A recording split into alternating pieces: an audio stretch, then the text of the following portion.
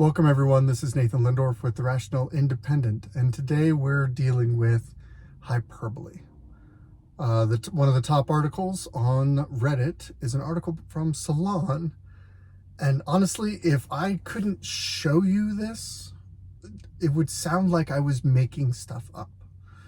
One of the amazing things about human nature is how often projection comes into play. People who fear a certain behavior, or even more personally, exhibit a certain behavior, find that behavior in other people. People who are incredibly focused on conspiracies find conspiracies wherever they look.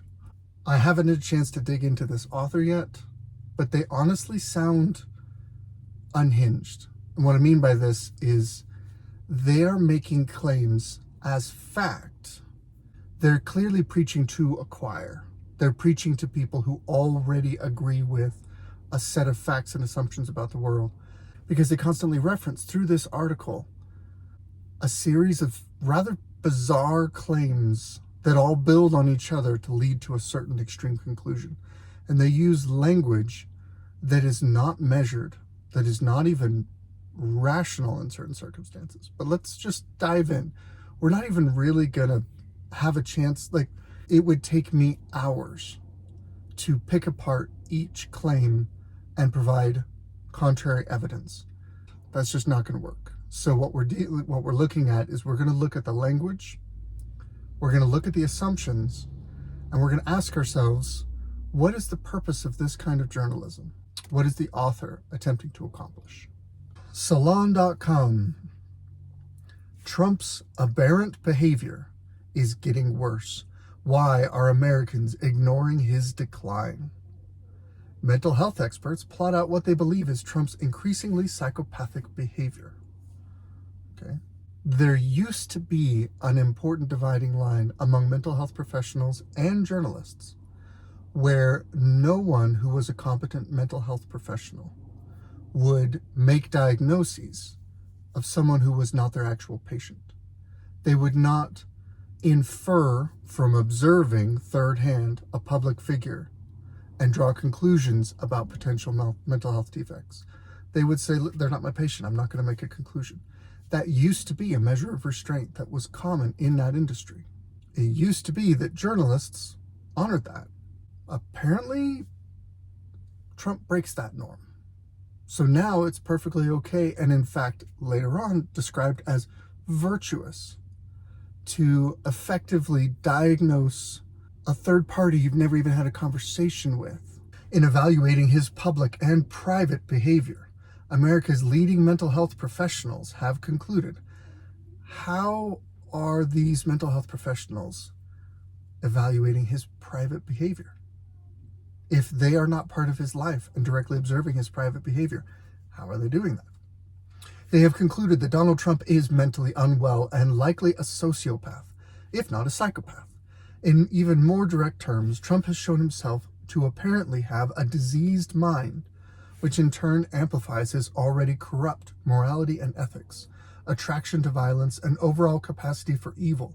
Ultimately, if he were to become president again, such an outcome would be a disaster for both the United States and the world. Let's just unpack a few of these assumptions. He's a sociopath or a psychopath, as diagnosed by mental health experts who have never had a conversation with the man. That's a pretty cool magic trick. He has an already proven corrupt morality and ethics. They're assuming the case, so they don't have to prove it. We all already know he has a corrupt morality and ethics. He already has an attraction to violence and a capacity for evil. Well, other than the fact that we're all human, so we all have these things to a certain degree, why is it okay to just castigate Trump? And of course, the purpose is stated right here. They don't want him to be president again. And so they're crafting a narrative in which that would be a disaster. So they quote extensively from an essay in the New York Times. And if I wanted to go, I guess, a little further down the rabbit hole, we could go look at that essay and dig in. But one of the things that I'm trying to do with this series is stay focused on the things that are top of mind for the people who go to Reddit. Reddit is an incredibly popular site. r/politics is very left-leaning and also gets a lot of traffic. So this is a perspective that is skewed on purpose, in the sense that we know we have a biased sample to start with. I think it's instructive to look at that biased sample and understand the logical fallacies and the concerns and the difficulties that come from the messaging within that. So the New York Times article was not top of r/politics. The Rolling Stone or Salon was. So that's the layer that we're looking at. So this New York Times author consulted with mental health professionals from some of America's most prestigious institutions. And this is one of the challenges. The left embraces credentialism, partially because they've successfully captured most of the prestigious institutions. So they embrace credentialism because those with credentials support their political ends, their political allies. So it's useful to support credentialism because it further strengthens your allies in being persuasive.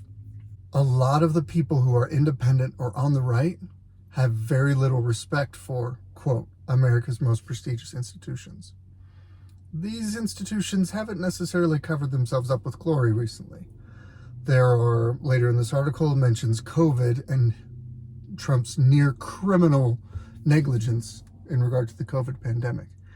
I could introduce you to a host of people who have very strong feelings about COVID that are the opposite of this author's, that are the opposite of the opinions espoused by America's most prestigious institutions.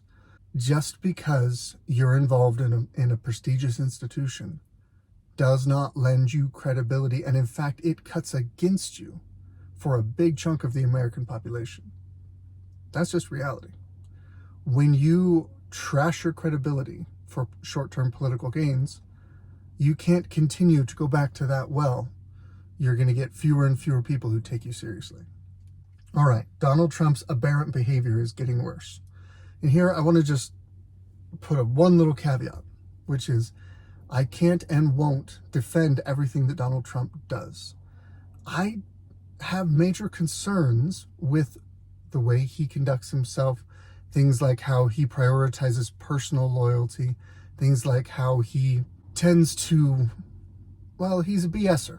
He tends to stretch the truth, particularly to aggrandize himself. I mean, he's a classic salesman who likes to just roll out the BS. One of the, I think, the best ways to articulate the concerns that the left and right both have with Donald Trump, and yet why we end up diametrically opposed. The left takes Trump literally, but not seriously. They don't evaluate what he says from a serious perspective. They look at what he says and take it literally. And since BSers have a touch and go relationship with the truth, literally leads to lies and omissions and half-truths and stretching and whatever. And I had the biggest inauguration crowd and all this, whatever, pick your fight. And you can pick apart the things that he says literally without taking him seriously. People on the right and a lot of people who are independent don't take him literally, but they take him seriously. And as a case in point, or as an example, it's like going to a comedy show and listening to a stand-up comedian. And if he's not literally correct, then you yell at him and heckle him and want to boo him off the stage. He could be effectively funny if you take him seriously. His story could be literally false, but if you take it seriously, it could accomplish the purpose and be funny. There are many, many people on the right or in the independent space who look at Trump and basically say, I'm not going to take him literally. I don't have to take him literally, but let's look at what he means and what he's trying to do, and let's look at the results of his actions and see if it's worth serious consideration or support. Seriously, but not literally. That's the dichotomy. So they're going to discuss a few things that Donald Trump does that are aberrant, that I don't like, but are really only problematic if you view them through the lens of literally, but not seriously. Once again, the American people and their leaders have been warned about the growing dangers, and too few of them are responding with the appropriate energy and seriousness. So, this is a quote. Trump apparently, they're objecting to him using words like vermin and poisoning the blood of our country. And they don't provide references to when he said these things, so it's not easy. I mean, he talks a lot. It would not be easy to look up the context for these things. Most of the time, when I've seen a harsh quote from Donald Trump and I've looked at the actual context, he's literally saying something objectionable, but he's making a serious point that is much less objectionable. Let's see, the terrain, this new terrain we've crossed into, driven by grandiosity and dread of exposure, e.g. at the trials. I'm pretty sure, just as an example, I'm pretty sure when it comes to the New York trial that he's involved in right now, or when one of the pending, there's several of them, that it's Trump's team that's pushing for cameras to be in the courtroom. Why would you say he's dreading exposure if he's trying to increase exposure? Unless he thinks that he can, by showing full context, show the ridiculousness of the situation. Absent conscientious aides who could contain him, and they barely did last time. Oh, you mean like when he ordered the military to remove soldiers from a country, and they said yes sir, and then countermanded that order and left soldiers in that country? I think it was Syria. I forget the exact specifics. Effectively undermining the chain of commands. Are we framing that as a conscientious aide who's constraining? That takes a few leaps to get there. This could lead to the literal shedding of American blood on American soil by a man who believes he is the only one, and the one some believe is a purifying agent of God, and in whom they see no evil, nor do they doubt. One of the challenges with this conversation is if you have anyone with a large following, and you look at everyone who's in that orbit, everyone who's following them, you can find some nutters in there. You can find people who follow Bernie Sanders who are willing to shoot up a congressional baseball game and try and assassinate a bunch of Republican congressmen. Do I blame Bernie Sanders for that? No. That's the fault of the nutter who happens to listen to Bernie Sanders. You're identifying that there are some who believe Trump is a purifying agent of God, and in whom they see no evil, nor do they doubt. That's how I would describe a crazy person, a nutter. That's not Trump's fault. That sort of person who's looking for a messianic figure is going to find them. They could find them as a celebrity. They could find them in politics. They could find them in the military. They could find them in their own personal life. Just look at, that's a silly idea. In The Office, the character of Dwight is ruthlessly loyal to the manager. It's just a business setting. It's a paper selling company. It's fictional. But the personality of that person, Dwight, is a nutter. And he has fanatical loyalty in the business context. The point is, nutters are going to express they're crazy regardless of the context. It's a long article and we are not going very fast. All right, let's hit another couple of high points and try and move ahead. Trump is an aging, malignant narcissist. Well, that's special. All right. Good job diagnosing from a distance. As he ages, he appears to be losing impulse control and is slipping cognitively. This is adorable. Within two major candidates being President Biden and President Trump, this article is going to make the serious claim Trump is slipping cognitively. And by inference, Biden is not. That Biden has a better handle on his mental faculties than Donald Trump. Now, they're both old men, and old minds start to crack. So they're both more similar than different. But if you compare the two from a mental function perspective, it's not even close. Since he's slipping cognitively, we're seeing a more unfiltered version of his pathology. Increasingly paranoid, mental decline. Okay. Trump's insistence on the validity of his own distorted claims has created a vicious circle. Again, we're assuming that Trump's claims are distorted. We're assuming that Trump knows they're distorted. We're assuming that Trump knows he lost. That's the core of pretty much all of the election challenges and lawsuits and indictments and everything center on, if you haven't really analyzed the cases, the core of these accusations stem from a belief that Trump knew he lost and tried to steal an election that he lost, as opposed to believing that he won and that a political election that he won was being taken from him through corrupt means and was challenging those corrupt means. Those are two very different circumstances. How do we prove Donald Trump's state of mind? That's what they have to do to win these election cases. That's why they're not going to win these election cases. The purpose is not to win. The purpose is try to use lawsuits to tie up his resources, tie up his attention, and make it more difficult for him to run re-election. It's effectively accusing the other side of election interference in order to accomplish election interference. Again, that idea of projection. His isolation is much of his own making. Again, he puts on others for confirmation, unquestioning loyalty, vicious responses to perceived disloyalty. All of that is fairly true. I mean, look at the way he's treated Ron DeSantis, despite the fact that they are primary opponents, so they're going to go after each other.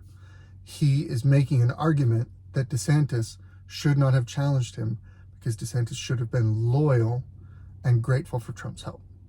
That's an argument. That's a personal argument, a personal objection. That's just how Trump sees the world. Trump is showing signs of cognitive deterioration. Hi, here's some examples. The confusion of Sioux Falls and Sioux City. That's pretty understandable and minor. I don't see any reason why that's a problem. Several times referring to have beaten or now running against Obama. Well, setting aside the fact that some people believe that Biden is Obama's third term and that Biden is effectively a puppet being controlled by from the shadows by people loyal to Obama, that's a slip of the tongue. People slip presidents' names in and out all the time, especially if you talk a lot. That's not a sign of cognitive decline. That might be a sign of a tired mind if you're actively campaigning and traveling. That's hard on the brain. But that's not a sign of cognitive decline. It would be laughably easy to put together, compare and contrast and say, here's Trump's slip of the tongue, here's Biden's slip of the tongue, and or erratic behavior, and say which one of these has more mental decline. But because they're preaching to a choir that already hates Trump, they are making assumptions that you're going to just buy what they're selling you, that you're not actually someone who's going to critically look at the big picture. If the evidence emerging proves true, let's go back, that Trump knew he lost and continued to push the big lie anyway, they're citing that there's evidence emerging that proves Trump knew he lost. I pay a lot of attention to this kind of stuff. I'm not aware of any such proof, partially because such proof is nearly impossible. Short of having Trump on film or audio saying, I know I lost the election, but we're going to try and cheat and win it back anyway. Short of that kind of thing, how do you prove that? Problems go well beyond, so now it's not a mental health issue, now it's character problems. Simple narcissism and reach troubling levels of psychopathy. And here's the beautiful thing. And psychopaths are far more concerned with their own power than preserving truth, democracy, or even lives. In other words, I'm going to diagnose Trump, even though I've never talked to the man, as potentially a psychopath. And now that we've made that link, separately, psychopaths, as a category of people, have these characteristics. It's this weird guilt by illusion, guilt by proximity. A might be B, and by the way, if you're looking at people who are like B, these are some of their characteristics. Slimy, slimy, slimy. Shockingly, it's from the New York Times. Surprise! Here's where we start to see this amazing hyperbole. Trump has a classic God complex, as do probably most presidential candidates, driven by a persecutory delusion. His sense of omniscience is compensatory and more disturbing than ever. In my opinion, Trump's incessant word salad repetition reflects chronic substance abuse. Well, there's an interesting allegation to make without providing any evidence, just a nice opinion. Or impending dementia. He's not declining yet, but he will soon, which is consistent with the blank eyes, his blotchy red and puffy face and constant sniffing are not new, but underscore a clinician's natural suspicion that he is not cognitively healthy. His cartoon character menacing and bellicose posture is second nature to him. You're pointing out his skin complexion and constant sniffling, which I've never observed. Maybe I missed it. But when I watch him speak, I don't see sniffling. His cartoon character menacing and bellicose posture. You're saying that because of the way he carries his body and speaks in public, that's a sign of mental derangement? You're reaching. I don't know. Whatever. Okay. His lengthy history, however, shows the opposite, that he is simply a sociopath, interested only in his own personal gains in power and wealth, despite the harms to others. Well, he's powerful and wealthy, and I don't really like the way he conducts his business. He basically, it appears that he views the world as kind of dog eat dog, in the sense of, if you want me to do something for me, you got to make me do it. He's very comfortable with an adversarial legal system. He says, oh, you're a vendor that's provided services to me? Yeah, I'm not going to pay that bill. You'll have to sue me and win, and then I'll pay that bill. He defaults to that antagonism.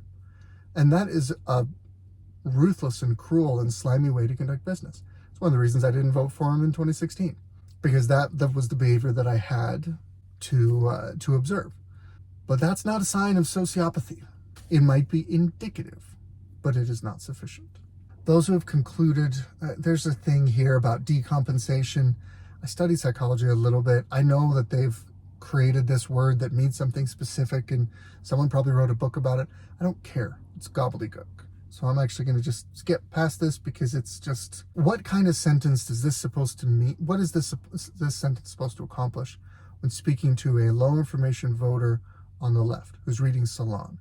Ultimately, he may decompensate to the point of gross paranoid psychosis, with even more obvious incitement to riots and civil war, rather than accept the reality that he has been finally held accountable, other than trying to instill fear that electing Donald Trump leads to a civil war, or that not convicting him, or that convicting him and him not accepting the results of that conviction. What are they doing here? Whatever. This is cute. This author says, I've been very vocal in my criticism of the New York Times and other agenda-setting media about their failures to consistently engage in pro-democracy journalism. Okay, let's go ahead and just cover this real quick. Edsall's new essay, and his writing more generally, is an example of the type of bold public teaching and truth-telling that the New York Times and other elite media should be doing more of. In fact, the future of American democracy depends on it. Okay, let's cover this. Hope not for the last time, but we have to just repeat ourselves. America is not a democracy. Shocking, I know, but it's true. America is a constitutional representative republic with democratic processes. What that means is that we use the democratic process of voting within districts to elect representatives that enact and enforce laws within the framework of a constitution. Direct democracies are an awful idea. They are the rule of the mob. They lead to self-destruction. They will cause us to implode. And yet somehow I see throughout lefty media this drumbeat about American democracy, our democracy dies in darkness. Democracy is not only not correct, it's dangerous. but they're trying to, through sheer repetition, force people's brains to see America as a democracy. Because if they can do that, they can undermine the Constitution that we all live under and destroy us. It's anti-American.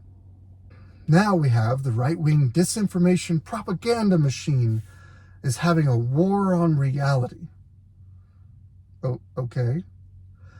And this right-wing machine wants to facilitate Trump's return to power as America's first dictator. Okay, I watch a fair amount of right-wing media. I watch left-wing media too. I'm weird like that. I don't know anyone who says we want Trump to be America's first dictator, or even like tries to say it in a coded way. That's not what's going on here.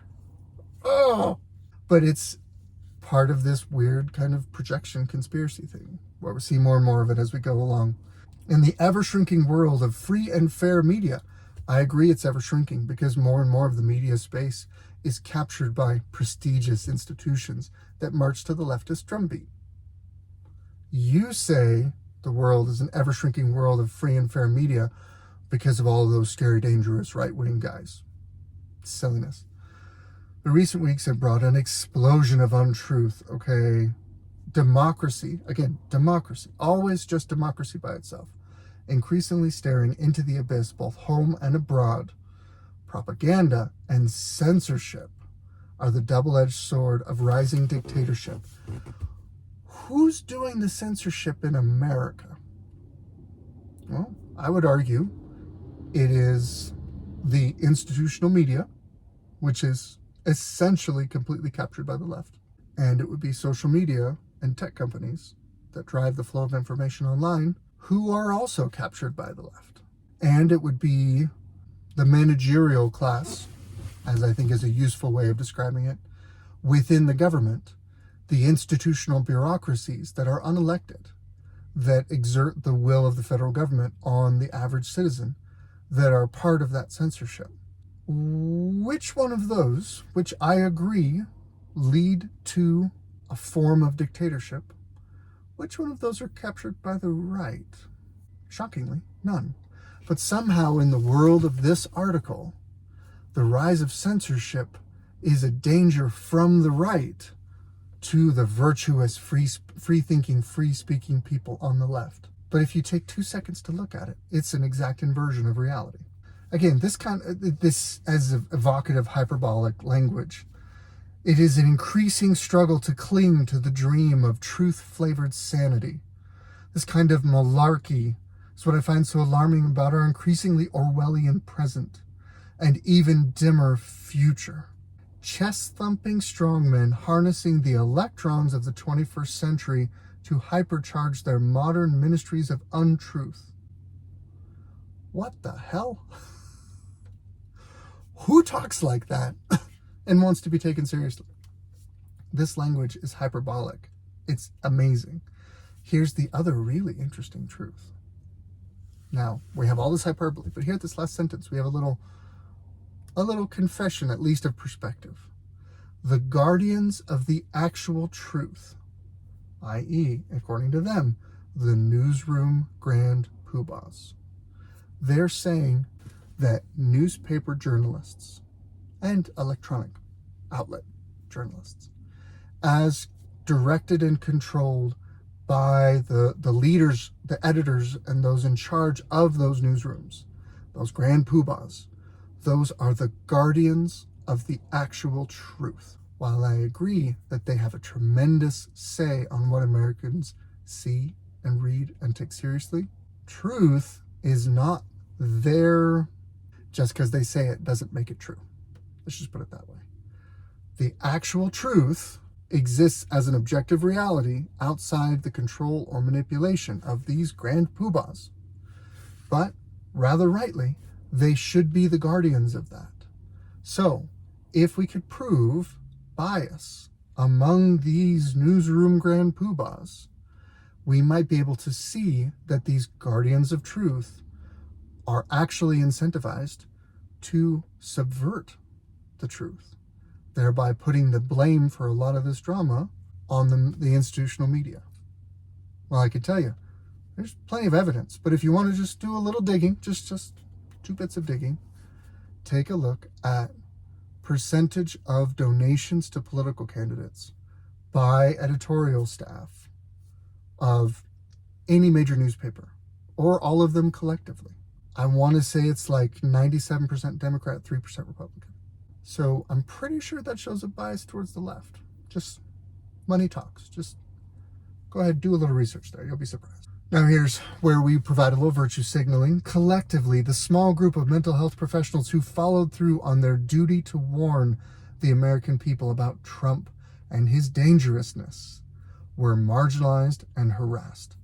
They are framing people who are violating industry standards within the psychology community by diagnosing with clinical defects someone they've never even spoken to as virtuous, fighting the good fight, standing up against the danger of this incipient Trumpism, okay, and the ascendant neo-fascist movement. Okay, I need to break a few things apart, because whether or not Salon agrees, words have definitions, okay? Fascism. Fascism does actually describe parts of American society, because fascism is where you have government control and direction over the means of production, okay? For better or for worse, Operation Warp Speed for the vaccine was an exercise, essentially, in fascism, where the government said, private industry, build this, and we're going to throw money at you, and it needs to be built a certain way in a certain time frame, etc. It is the government using funds to control and direct the efforts of private industry. We have that kind of relationship pervasive throughout the world, throughout our country, rather. Neo-fascism just means new fascism. If you step back and analyze the 2 broad political movements in America, you will see people on the left who are seeking for greater and greater government control over the economy. And you will see people on the right saying, we'd like the opposite. Okay? I happen to line up on the right. People who would prefer less government interference in the marketplace. Okay? For a variety of reasons. That's a whole other conversation. It boggles the mind that you can credibly accuse a group of people who are actively arguing for less government interference in the marketplace, in the private industry, and call them neo-fascist. That just means you're trying to redefine the word, because you have a word that people don't like. You want to apply it to your political opponents so people won't like your political opponents. And you don't really care if the definition is correct. Here's where we get a fun inversion, because I want to take you seriously. But if I look at the literal definition of the word you're using, I can't take you seriously. In other words, you hold Trump to a literal standard, but you yourself are literally wrong. So you can't be held to the same standard that you're trying to hold Donald Trump to. The ascendant neo-fascist movement and the type of widespread harm, including violence and mass death, as seen with the Trump regime's negligent, if not outright criminal response to the COVID pandemic, have proven to be prescient. Think about what that means. We talked about this earlier, but think about what that means. They're arguing that Trump's administration was negligent, bordering on criminal. In other words, didn't do enough to control private behavior. That's what negligence means. If you're a government actor, you're in charge of the government's actions during a crisis, and you don't do as much as they want you to do, you're being accused of negligence. They're saying you should have done more. Your actions of not acting are criminal. Then it stands to reason that the person accusing you of this negligence wants you to do more as a government actor to control private behavior, which is what a fascist would want. But they're describing your negligence, your lack of control, as fascism. It's a literal inversion of the truth. And again, assuming facts, not in evidence, Trump's plans to become America's first dictator. No, that's not his plan. That's never been his plan. He wants to win an election, function as president for 4 years, and then leave. Funny enough, all of the noise and drama about January 6th. Guess what happened on January 20th? Trump left. That action undercuts much of the credibility of arguments that he was conspiring not to leave because he left.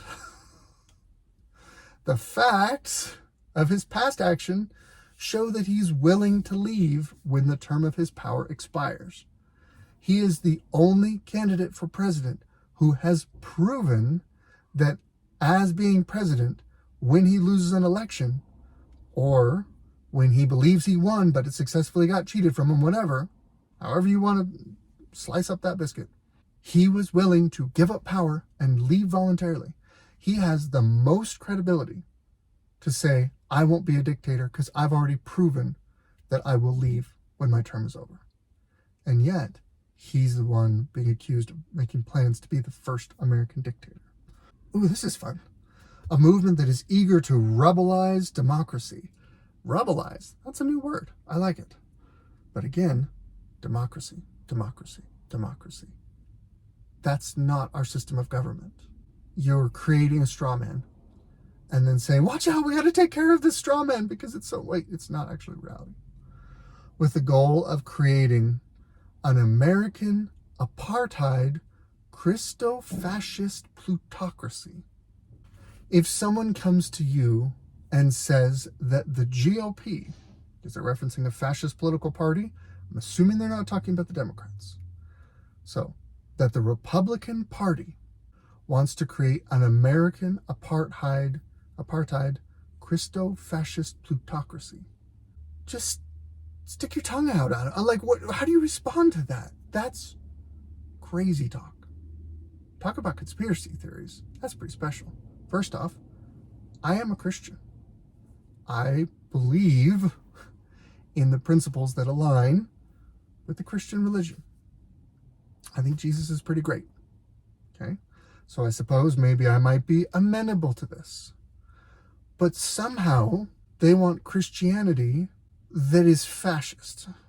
But if I'm a Christian, I believe in what Jesus said. And if I look at the scriptures, Jesus said, render unto Caesar that which is Caesar's, render unto God that which is God. In other words, before anybody else, he was the one saying, let's have a separation of church and state. It doesn't sound very fascist to me. Apartheid. Well, in the modern world, we've really only seen one exercise of apartheid. In South Africa, where blacks and whites were physically kept segregated. Apartheid. How would you even apply apartheid to this theory of a Christo-fascist plutocracy? I'm actually baffled. I don't even know how I would want that as part of this potential member of this weird conspiracy. Okay? And a plutocracy. You know what? We're going to just take a beat. Because I'm a little rough on the definition of plutocracy, but I'm a big fan that words have actual definitions. So, let's take a look. What is plutocracy? Government by the wealthy. A wealthy class that controls government. Okay. It is easier for a rich man to pass through the eye of a needle than to get into heaven.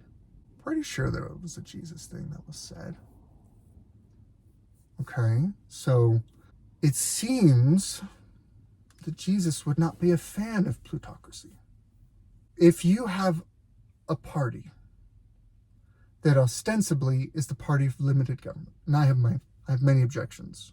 I have many concerns with the Republican Party, but let's just go ahead and take it as granted. We're assuming all sorts of facts here today, so let's assume a few facts. The Republicans are ostensibly a party of limited government, smaller government, less government control over the lives of people, and therefore less opportunity to enrich yourself if you're involved in government, and less wealth concentrated among the hands of those involved in government, part of a plutocracy. The reason why the wealthy want to control the government is so they can enrich themselves through their involvement in government. In other words, the best friend of big government is big business. The best friend of big business is big government. If you have a huge business, then you want to lobby the government to create barriers to entry within your industry, because then it reduces your competitor's ability to take business away from you. In other words, you as a wealthy interest are invested in government because you want government to artificially control the private sector to improve the profitability of your own company. That sounds like an argument to be made by someone who's an advocate for bigger government, more direct control over. I don't think that's the party of small government. But what we're saying is, what this author is saying, they are identifying Donald Trump as America's first dictator with a diseased mind and a God complex, leading a fascist Republican Party eager to rebelize democracy. So they want to abandon representation and create an American apartheid. I don't know who they're splitting to or from. Christian fascist plutocracy. I feel like it's time for Sesame Street. One of these things is not like the other. None of these things go together. But this is the penultimate reasoning of the modern left. There are people, apparently, who earnestly believe that this is a threat to America. This is crazy talk. This is nutter talk. I would expect this kind of writing in the manifesto of a mass shooter. This is the kind of thinking of someone who has lost touch with reality. And somehow, this is one of the top articles on Reddit today. There's a bunch of people who are apparently okay with it. Let's actually go there real quick. No, we did a different one. There we go. If we go to Reddit, let's just see what some of the comments are related to this article.